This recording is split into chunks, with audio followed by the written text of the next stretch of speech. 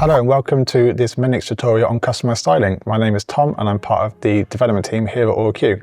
This is the first episode in the second series where we'll be looking at Customised Styling. You can find our fundamental series on our channel and in the description below. In this series of our Mendix tutorials, we'll be looking at slightly more advanced topics that will help to create an application that stands out from the competition. In this series, we were looking at the Customised Styling, marketplace modules, reporting, and publishing and consuming APIs. In today's video, we'll be looking at how to style your app. So what comes out of the box in Mendix and is ready to go, and how and why to extend this to get the most out of your styling experiences. We will start off by changing the brand colors, adding your own logo, and changing the fonts to make your app really pop. Then we can discuss the different ways in which we can style elements on a page, create your own theme modules, and then finish off with making your own custom classes. So out the box, the Mendix app comes with Atlas. This is a UI library which Mendix has pre-built. The principles of Atlas are as follows. It's simplicity, the framework is minimalist and not over complex. So you don't have to decide on 100 different shades of buttons, and you can just get on with building stuff quickly. Harmony. A good UI and in turn UX is keeping a consistent look and feel between your pages and navigation, so your users are familiar with each of the different pages. Flexibility. Out of the box, the library is responsive, meaning it's scale, and if you're on a desktop or a phone, so there's one less thing to worry about. These can all be taken advantage of inside the design properties, which in this tutorial we will use and then extend where you need. So we have things like navigation layouts where you can choose a new page. You'll be asked what navigation layout you want to use, and then we can determine where your logo goes. Page templates. Maybe you want all your dashboards to look the same, or grid structured in the same way. That's what the templates are for. It will come out with the existing styling that you can use right away. Building blocks. These are single purpose elements so you can drag onto your page. They're a collection of UI elements to form things such as wizards, forms, and alerts. Widgets. They are the small UI elements that you probably are already using. So these are things like the buttons, your progress bars, your checkboxes. These already have existing stylings that are added to them, so you don't have to do anything, and out of the box they look good and they work. Design properties. This is where you can customize your widgets and your building blocks by changing the size, its color, and giving it more or less spacing. You've got lots of options with your design properties.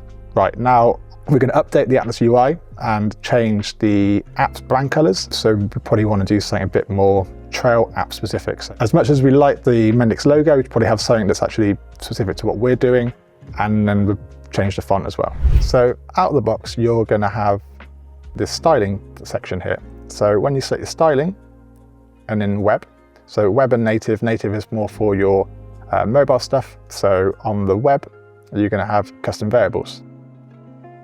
And this is where you have all your Sass. So your Sass is your variables which then feed into your CSS. So what we have here is we have our basic custom variables. So that's our things like our brand colors, our font heights, our font colors, top bar colors, basically variables for everything we want here. And this, you can do quite a lot of styling with just this here. Then you kind of go into your advanced, so that's your font sizes, your font weights.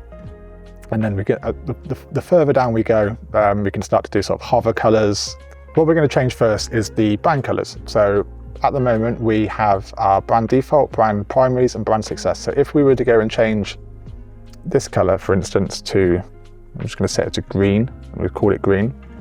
If we save that and view our app, some of the text has gone green. So you can see we've got our viewer event buttons here have changed to green, but a lot of stuff is still blue. So we've now changed our color to green, and if we went and changed that back to how it was and viewed it, it got to blue. So also to note, the Sass compiler, you haven't got to rerun Mendix every time that works. So you can make any changes to your variables here, just press save, and it will run in the project. So if I was to go and put this back to green and save that, it's now changed to green. We have noticed these top bars here, however, are still blue. If we were to scroll down here, we can see top bar and sidebar, and these still have our colors of that blue that you can see. So what we can do is we can either change these directly to be the same green, and that will work and update that color. But what we should probably use is the variables that we've actually set up. So we've got our brand primary color here. So I'll set that. I'll change my top bar here to that one and my sidebar as well. So they're now both pointing to the brand primary colors. Run that. We've now already got a nice green looking app. The next bit that we can do is the logo. So we have the Mendix logo here by default. Nice logo, but we probably want to have something that's a bit more specific to what we're doing. So if we want to have our own company brand logo, we can update that quite easily. What we can do in the trial event app, we have our images here, image collection. We've already got one image added. What we can do is we can add our own images here. We can select our app logo, which is a white triangles, which kind of like hills. So we add that logo in there and save that. Now what we can do is we can use the out-of-the-box custom variables, and where we have brand logo, actually set that to be that image that we've added directly. So what we can do is we can actually say we want our image. So that's going to go to the resources folder for images. We are then going to point it to the module which the images are in. So that's the trial event app. Then we're going to use our pound sign and say into the which image collection. So image. And then what is the name of the image that we want. So logo.png. If I hit save on that, this time I have to run it because we've added a image to the resources folder. Now, if I go to my app, the logo now exists. So now it's replaced the Mendix logo with our logo we added. This was because the brand logo was set to false, and in the Atlas UI kit that's already set, if that's set to false, it will go and use your Mendix resource, and if it's set to anything but false, it expects a image path which will update that logo. So the next thing we can do is change our font, and this is down in the advanced section of our custom variable SAS. So at the moment it is using a already existing Open Sans font, and it exists in the resources. But what we can do is we can set this to be something from the Google Fonts library. So what we can do is we can navigate to fonts.google.com, and this is where Google has a large library of open source fonts that you can use and put into your application. So what we're going to do is we're going to search for this font here. I'm going to search for this font here, and what you can do is you can see your font, so you can set different sizes of fonts that we want. We've got regular, different weights. These are all the things that we can then import into our project. So what we do is we select Get Font up here. What we want to do is use the Get Embedded Code button. And here we've got a link, and we've got our reference here, so we can take this reference all the way up to here, copy that, open up our project, and paste that into here. We also then need to change our font family base, because at the moment it's still set to Open Sans. So in here we can set our font family, and it is just a serif font, not sans serif. If we hit save on that, go to our project, our font has been updated. That's some of the things that we can do out of the box using the Atlas theme and just updating the custom variables. Next, we can look at using some of the page templates and building blocks that exist inside Atlas to maybe improve our UI on this dashboard. So what we can do is actually look at our Atlas design system for inspiration of what we want to be designing. So this shows you, this website here shows you all the different sorts of layouts we can use, templates, building blocks and widgets. And if we were to say select a building block, these are all the pre-existing building blocks that exist. Yeah, so we've got all our pre-existing templates and layouts and building blocks and widgets, and this is a really good resource to be able to maybe visualize what you want to be adding into your project. So if we go into templates, for example, we have different sort of responsive templates, tablet templates, phone templates, and then we can go by dashboards, grids, lists, login pages, wizards. And these are all things that already exist out of the box, so you can just drag onto your project and improve the UI of. So what we are going to do is we're going to find a new dashboard to see. So here we're going to go for this one here, this dashboard page setting. I'm going to select that. You can actually see the page and you can actually interact with the page here. So we're going to change our dashboard to look more like this and have a list of the events down the left hand side, and then when you select the event, see clearer the details. So we're going to go and find that page template and take the elements that we want for our new page. So in the marketplace modules in Atlas web content, we can go down into responsive, and here we already have building blocks and page templates that you can use. Select page templates, we then have our dashboard, so this all matches up to the UI that we just saw. We set dashboards, we can then see our different ones. So here we have dashboard page settings. So this page comes with classes that have already been added in the Atlas UI Kit, so such like the page header. And here we have some design properties, so spacing out has already been applied, and this page header title. So this we can use, and what I'm going to do is, if I go to the page, in our overview pages, we are going to be updating the event overview page.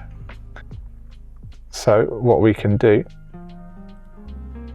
let's go add page, dashboard, and here we have all of these page templates that already exist, and we are going to select the page template that we wanted. So that's our dashboard page settings.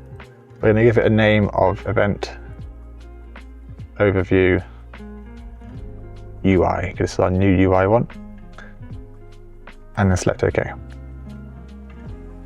So here we have now applied that template to our new page.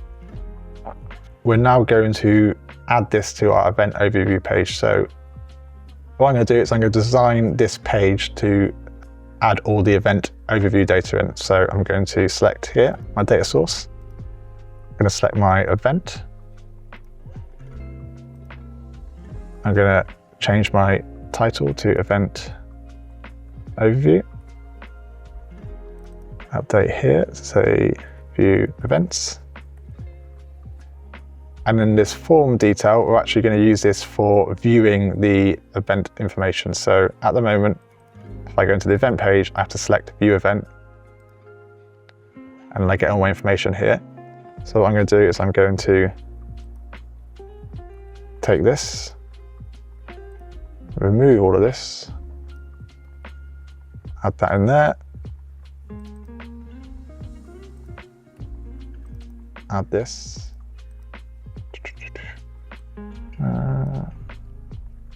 We're not saving or cancelling, so a page template is just that, it's a template, so we can use it as a starting point, update it, remove things, delete things. You're not tied to what they do. I'm then going to update my details, because we had the name, description, start date. So I'm going to change this to be our name, and then underneath it I'm going to add the start date and date.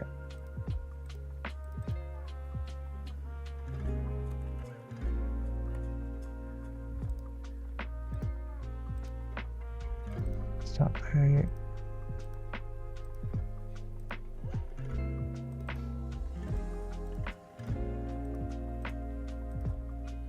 So I'm now going to see how that looks, and what I'm going to do is, for ease of use, I'm going to just add this directly onto the event overview page so we can toggle between them easily and see if we like how it looks. Now I've added that page, it's obviously not linked in and we can't view it, but what we can do is we can use the design mode, which is in Mendix Studio. So if we select that, you actually get a visual representation of what the page would look like without having to run your project. So here we've got our events, and we have our name and start date, and this is our titles, and we can see how it's going to look before we actually run the project. So it's quite a nice way of visualizing your app. And here we can actually go and change this to say, I don't want this to be heading 3, I want it to be maybe heading 4, and that updates here. So we can go and do that if that's what we want. Now we've viewed it in the design mode and we're happy with how it looks, because at the moment this is not actually linked in. What I'm going to do is copy this whole page, move it into our event overview page, delete that and replace it with our new UI. That's obviously a workaround way of how we were doing it. You could just change it directly in the event overview page, but that way we couldn't get the template in unless you just went to the template and copied it. So what I'm going to do is I'm going to run this now. And now I've got my new UI that's been applied to my event page. This is obviously using the Atlas out the box theming, but there might be a few things that I want to change, such as my headers here. I might want to move it bolder. I might want to make these the dates a bit lighter and maybe reduce the size of that. So what we can do is actually use the design properties tab over here. So what that allows you to do is change the styling of each of these elements on an individual basis. So if I go to my name, here the weight is set to light. If I set this to bold, rerun my project, it's now updated to bold. So that is one way of changing the styling. I could also go into my styling here and I can change maybe the color to be red and run this. And now it's changed the color to red. Adding styling directly to your elements is not advised, because if that was to be a brand color of red and the brand want to change the color to be blue, you have to go through every single element and update that. So it's not a sustainable way and not a scalable way of changing your styling. Using these design properties basically renders the classes. So using them is a good way of using your UI library that's being created. However, you do run into the same problem that if I have my weight on bold here and then I had another page that I also want to be bold, I've got to go and update that in every single place. So we can go around and start changing the elements on each of these texts and the layouts, and we can add either more classes here and use the classes that already exist. We can change the design properties here and update the elements there. But the more scalable way of doing this is to create our own UI resource. This will mean, at the moment, all of our styling is done inside our custom variables and in this resource folder. But if this only works for this one project, and if you were to have another trail event project, you'd have to do exactly the same again, and then keeping them in line would cause issues if there were any changes. So best thing to do is to create a UI resource module, which you can then reuse between all your applications and have one source of truth UI kit that you can then extend. So again, things like your building blocks and your page layouts, you can make your own page layouts and you make your own building blocks that are specific to yourself rather than changing using Atlas's one. We're basically going to extend on top of that. So what we do is we go into App Explorer, we go Add Module. We're going to call this Trail Event App UI. And straight away this creates just a normal module. If we were to right click on this and then go mark as UI resource, it turns green. And what this means is when we go to theme, it now exists inside our theme UI resources. So any of the styling that we add to here will get picked up.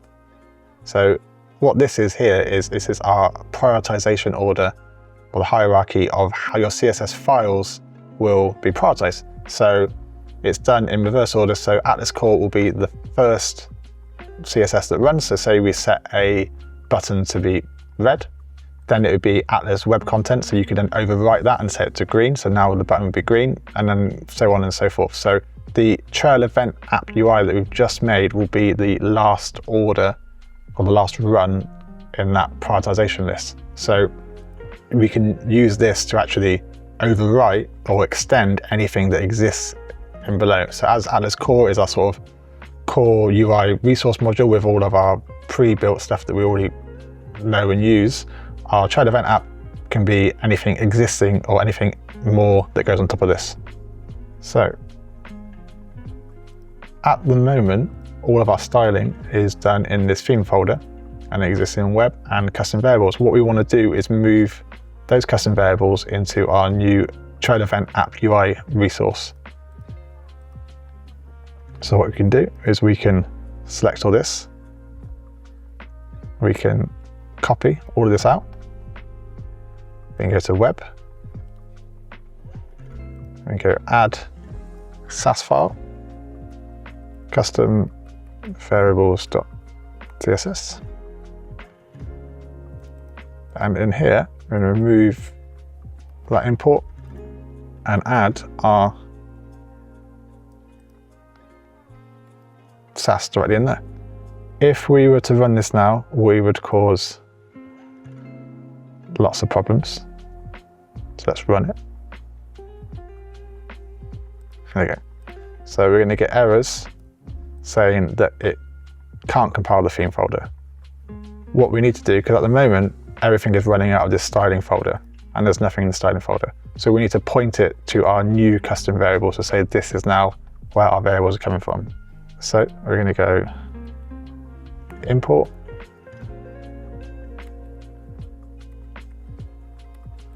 And we've got our theme source. Then we've got our UI. Then we've got our web. Then we've got our custom variables. So if we run that now, our errors have gone away. If we run the project, we come back in and everything should be exactly the same. Yeah, it is. All exactly the same, which means our custom variables are working, which is great.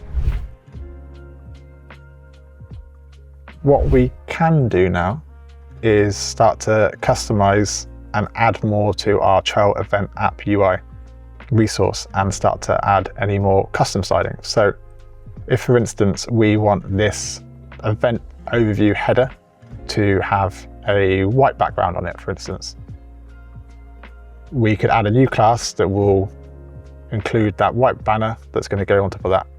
So what I tend to do normally is I would use my inspect element first to kind of dry run any sort of classes I'm adding. So we are going to extend our page header class here. And this is also a good way of knowing what CSS classes you want to extend without having to know what the class name is beforehand. So if I've selected my inspect element, I can select my tools and go to page header. And actually if I select here, you see that this goes directly to my Atlas web content building blocks page header. So you know you're looking at the right place. I can then go in here and I can maybe set my background to be white. There we go. So my background's now white, but my padding needs to be increased. So you can see now it's starting to sort of build up and add in. One difficulty we do have is that there is obviously inside a container, and we've got some nice spacing here, so we need to sort that out as well. So you might be tempted to just go and, now we've created that background and that padding, might be tempted to just go and copy that and add that directly to our element here. We could do that, however, if we don't use the page header again, like I mentioned earlier, we'd have to then go and add the styling in again, and again, it's not a sustainable way of styling anything.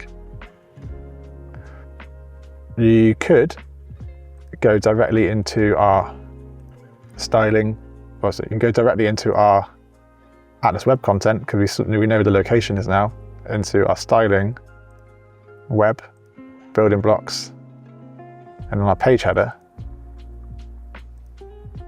And I could go and add that directly in. And if I do that, there will be no problems and it will work perfectly fine. And I can actually go and update this here as well, and maybe set that to be red, if you like red, and that will work. The problem we have with this, and this is why we've built our UI resource, is if anything in Atlas web content changes, if you do any sort of updates to Atlas in the future, this page header is going to get overwritten with a new version or a new update. So that's why we don't do that. What we want to do is extend the page header class. So we can now go to our new Trail Event app.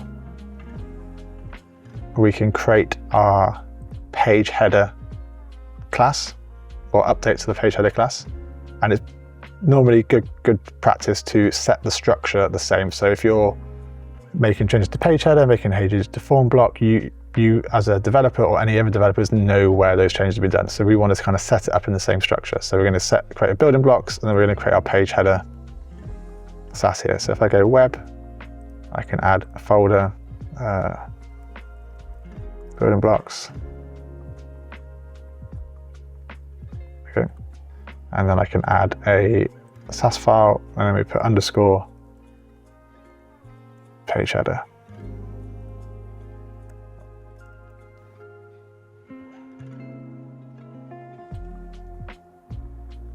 So we can go and add our page header.scss. Everyone, reason why we've got an underscore on that is because it's a partial file. So actually on its own, it doesn't do a lot. It just kind of adds to our overall CSS. So what I'll do is go and create our update to our class. So we're going to go call this page header because it's updating the existing page header class. We're now going to go and add our styling that we added here. If I hit save on this, it won't do anything. And the reason is because we're not actually using page header anywhere. So we've got our custom variables, which we have pointed to from the theme folder.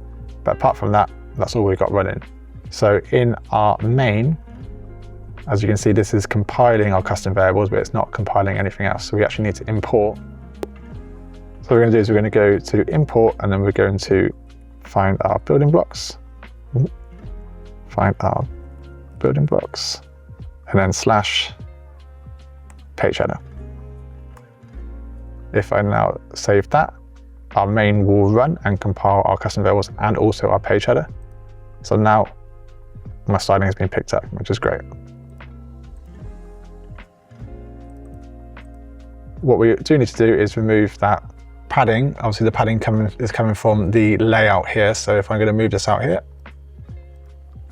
delete this layout grid, rerun the project. Now I have reduced my padding here, so that's all nice. What we have done wrong though is if I was to go back into my styling, into my class I've updated here, I've actually just added padding 10 pixels here. And again, if we're trying to be reusable and use the variables that we have in custom variables, we shouldn't be making new classes and then just overwriting them. What we should be using is the variables that already exist. So this will keep your app consistent and you haven't end up with different paddings all over the place. So if we go down into, so if we go all the way down to the bottom of the custom variables into the advanced, we end up with a spacing section. So here we've got our smallest spacing at 2 pixels, and we've got some small spacing at 8, medium, large, larger. And if you want to change your spacing, it should all be done here, and then you should use these variables to add any sort of margins and paddings into any of your classes. If I'm going to go and add my large spacing here and go and grab this one, I can then go and update my padding to my spacing large, run this, and now that has come through. So that's all good. Right, so that event overview bit is now done and the page looks nice. So I think that is it for our first episode of Series 2 on Customised Styling. Hope you enjoyed the episode and learned a lot about changing your colors, using your Atlas UI Kit, and kind of modifying your page to make stuff look a lot nicer, I hope. Any comments or questions, please put them below, and enjoy the rest of the series.